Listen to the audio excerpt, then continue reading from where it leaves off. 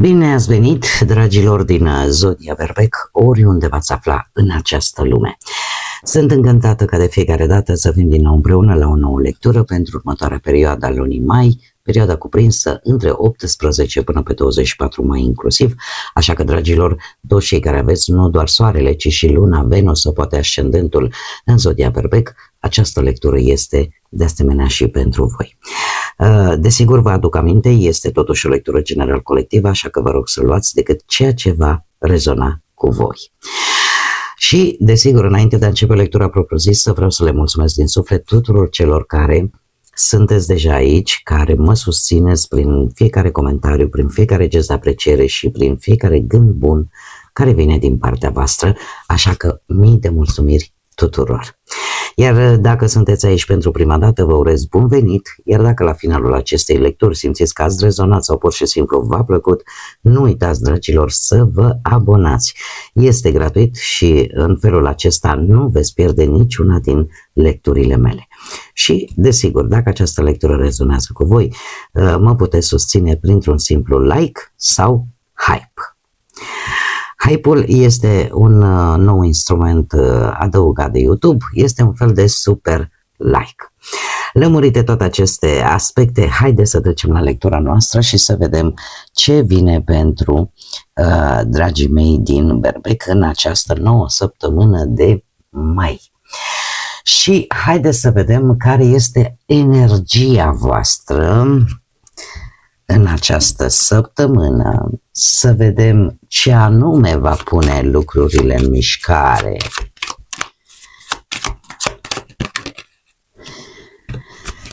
Și să vedem cam cum se manifestă această energie pentru voi, dragilor. Cum se manifestă energia, dragilor mei din Berbec în săptămâna 18-24 mai. S-a întors, o lăsăm întoarsă, haideți să le întoarcem și pe celelalte. O energie de foc și nu oricum, să știți, o energie de foc, asta îmi spune că e o perioadă foarte activă și foarte orientată către acțiune. Ce anume va pune lucrurile în mișcare, lucrurile le vor pune transformările profunde prin care voi treceți. Eliminați lucruri vechi sau poate apar situații în care ceva vechi efectiv se rupe și voi aveți această tendință de a reconstrui ceva nou, dar cu o forță foarte activă și foarte transformatoare. Cum veți manifesta toată această energie? Acum eu nu știu dacă unii dintre voi poate aveți sau nu legătură cu zodiile de aer, în principal cu zodia Balanță, dar în această săptămână să știți că energia voastră se manifestă prin căutarea unui echilibru, prin acea nevoie de ca lucrurile să fie cât mai armonioase, ca relaționarea voastră poate cu cei din jurul vostru să fie una cât mai bună. Veți încerca și hotărâți chiar în această săptămână să evitați pe cât posibil durerile emoționale. Nu veți mai vrea să poate să amânați, nu știu, poate anumite decizii destul de dure, da? Chiar dacă pe parcursul întregii săptămâni aș spune că veți nu or să vă placă foarte tare conflictele, așa că veți încerca să acționați cu diplomație și chiar să sunteți dispuși, aș spune, să faceți și mici compromisuri. De ce? Pentru că vreți ca ceva să se transforme, vreți ca ceva nou să vină în viața voastră sau să aveți o abordare diferită față de cea pe care ați avut-o până în prezent. Așa că vă mențineți energia voastră de foc, dar în același timp nu oricum, ci transformator, renunțând la vechi pentru a face loc noului. Haideți să vedem ce ne spune și tarotul, ce vine pentru dragii mei din Berbec în săptămâna 18-24 mai. atât pe plan profesional, financiar sau sentimental.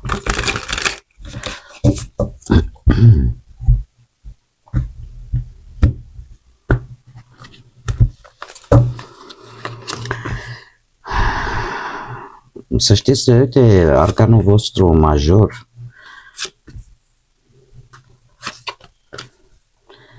și nu se dezic nici cărțile de tarot, dragilor. Această transformare vom vedea și la surpriză, dar această transformare a voastră se va aplica efectiv aproape pe toată linia, atât pe parte profesională, pe parte de bani, de relații, chiar și pentru cei singurei. Haideți să le și clarificăm un pic, clarificăm justiția, clarificăm Marele Preot, lecții importante, atitudini importante, situații care se pot schimba. Clarificăm Marea Preoteasă.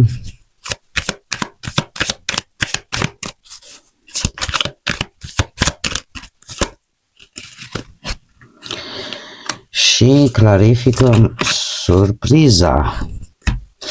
Bun.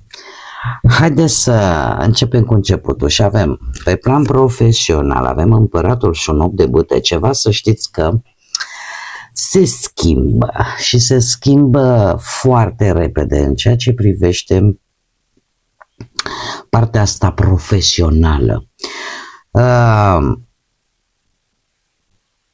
E vorba de organizarea voastră, de ceea ce vă face pe voi responsabili. Aș spune că ori manifestați, ori faceți o anumită acțiune și nu o veți face, cum să spun eu, aiurea. O veți face gândit, organizat. Dar în același timp foarte rapid și vedem acest lucru cu elementul foc. Adică clar, hotărât. Despre ce ar putea să fie vorba, nu știu, că vă creați voi un proiect care să vă aducă plus valoare, că poate, nu știu, să preluați conducerea unei echipe, unui anumit proiect sau pur și simplu să fiți foarte conciși în momentul în care stabiliți anumiți termeni. Da? Sunteți foarte planificați, foarte organizați și cred că cel mai important lucru, vă prioritizați ceea ce voi considerați că e important pentru voi, în ceea ce privește munca, în ceea ce privește poate afacerea voastră. Cumva puteți să începeți, nu știu, dom'le, îmi fac un calendar de lucru, ce fac astăzi, aia, sau ce trebuie să fac, veți fi foarte voi. Da? Pentru că este arcanul vostru major, vă reprezintă pe voi și nu veți mai lăsa ca lucrurile să tărăgăneze foarte mult din prisma asta profesională.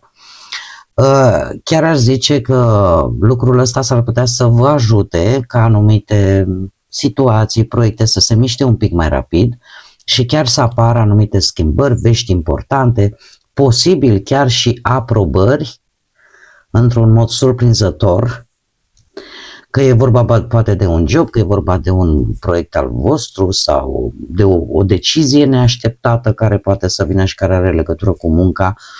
Un moment în care voi veți acționa foarte rapid și vă veți adapta la situații foarte dinamice. De asemenea, poate apărea, de ce nu, extinderi bruște, da? Sau situații care să ceară un răspuns rapid, o veți face și nu oricum, ci organizat și cu o bună planificare. Mergem mai departe, pe partea bănuților. Pe partea bănuților, de asemenea, ceva important se întâmplă. Avem soarele și un paj de cupe. Nu știu dacă vine o bucurie poate din sau ceva care îți dă optimism pe partea financiară și să vină poate din partea unei energii tinere care să aibă sau nu legătură cu zodiile de apă, pești, scorpion sau rac. Avem aici și zodia leu și zodia balanță, încă o dată se repetă zodia balanță încă care a apărut încă de la începutul lecturii. Ce pot să vă spun pe partea bănuților este că veți gestiona banii mult mai responsabil și mult mai corect, sau cel puțin o situație care implică, poate să fie și o situație legală, dar care implică o anumită sumă de bani sau anumite contracte financiare, le veți gestiona chiar foarte bine. Chiar foarte bine. De ce? Pentru că avem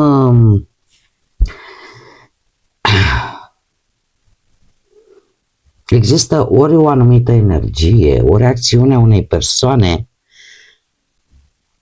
să vă împingă cumva, să vă împingă și să reușiți ca situația voastră financiară să fie cât mai stabilă sau chiar și într-o ușoară creștere. Nu știu dacă veți obține un venit pe care în mod normal îl luați, poate în fiecare lună, sau poate obțineți un mic bonus care vine în urma unei energii tinere sau pur și simplu e vorba de un mic câștig. Un mic câștig legat de o anumită inițiativă, poate fi și un mic cadou financiar pe care îl puteți primi. Iar asta vă va împinge să fiți cumva, să vă reechilibrați, să zicem așa, din punct de vedere financiar.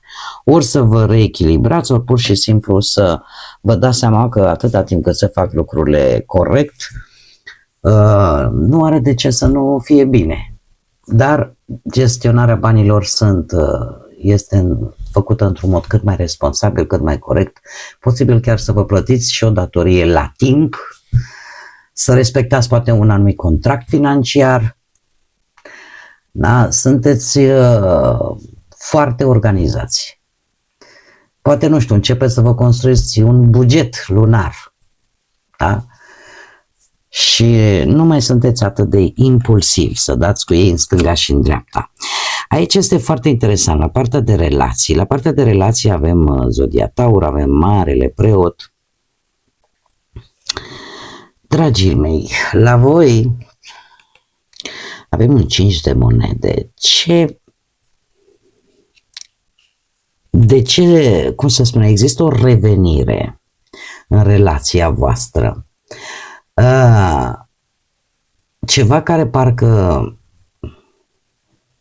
o stare de însingurare, o perioadă în care poate v-ați simțit însingurați. Erați voi într-o relație, dar parcă vă lipsea ceva, parcă lucrurile nu erau așa cum v-ar fi plăcut vouă, nu știu, poate ați avut tensiuni în relația voastră legate de anumite resurse, de anumite responsabilități, de certuri pe bani sau pe sarcini împărțite cumva inegal în relație sau un anumit stres tocmai din cauza unor dificultăți, în mare parte adevărat bănești, dar unor dificultăți și externe, da?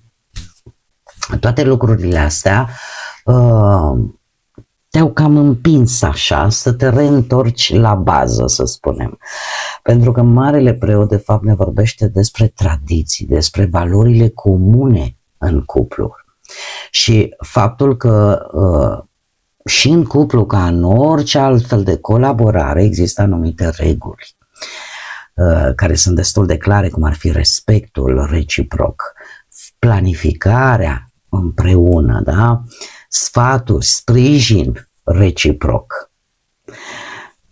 Eu zic că nu este rău. De ce? Pentru că acest 5 de monede, pentru voi în particular, și am văzut bine din întreaga energie, se produce o transformare în care ceva vechi rămâne în urma această însingurare, această stare de conflict permanentă, că vine din cauza unor factori externi sau pur și simplu ne certăm pentru bani și acum, ca să fim un pic realiști, vedem bine prin ce epoci trăim și trecem, dar astea cumva parcă vă trezesc și vă împing să vă dați seama, știi, eu aveam un anumit principiu pe care mi-am construit relația. Eu aveam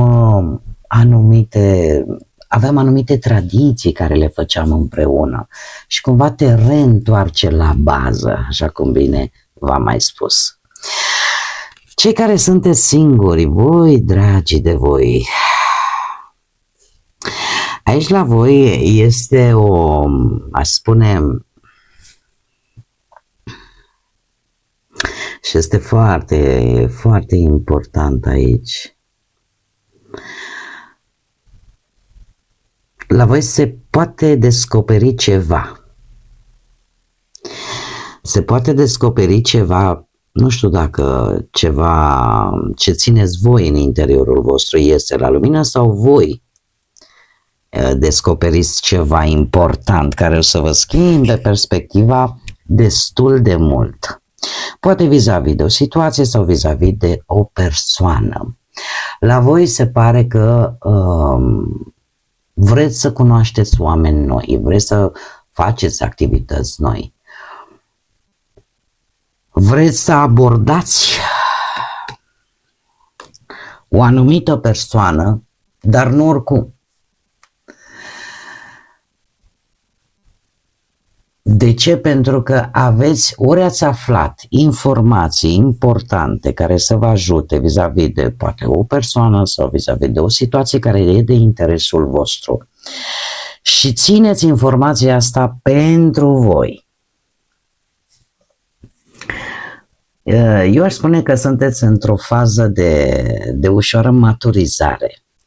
De ușoară maturizare și gândiți mult mai clar, știți mult mai clar ce vreți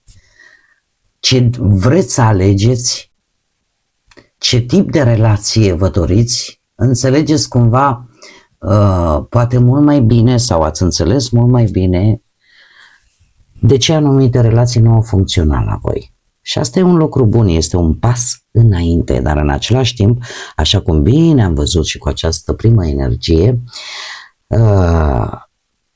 în sfârșit puteți să lăsați trecutul în urmă și să vă pregătiți pentru nou, pentru ceva nou, dar nu oricum, ci transformați de către Pluton.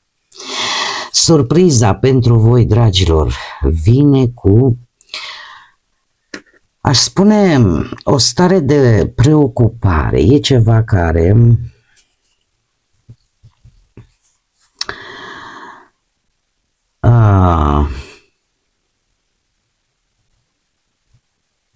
ceva care vă preocupă. Ceva care vă preocupă și care tot încercați cu îndârjire să apărați, să protejați.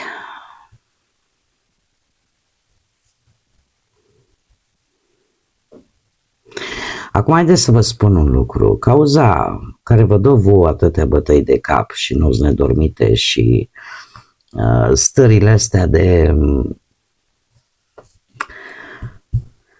agitație, să spunem așa, în corp,